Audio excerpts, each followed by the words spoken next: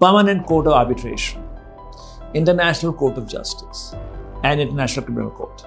These are three international courts. What are their jurisdictions? So with ICJ, let's start with that. The ICJ is the principal judicial body.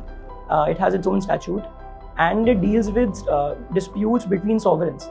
I think article, I could be wrong, 33 or 34 of the ICJ statute mentioned that only sovereign states can come as parties before it. So its job is more of disputes and interpretation of treaties.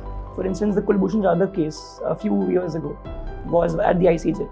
The ICC is a permanent court of last resort to try very specific offences mentioned under the Rome Statute, which are genocide. Why do you say as a last resort?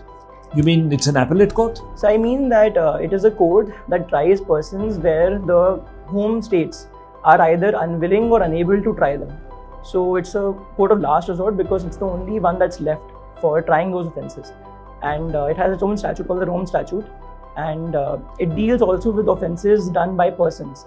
I was reading a few days ago that a former Philippines Prime Minister was taken into custody because of the ICC. So that's number two. The PCA is neither a court nor permanent. It establishes benches as per the demand. So you can also take any sort of cases there. I think the ambit is much larger. For instance, Vodafone had dragged the government of India in the Vodafone case to the PCA for some tax disputes. I think that is the distinction between these three. Vodafone took us to the Permanent Court of Arbitration? Are you sure? It could have been Kain Energies. I may be wrong about the example. All right.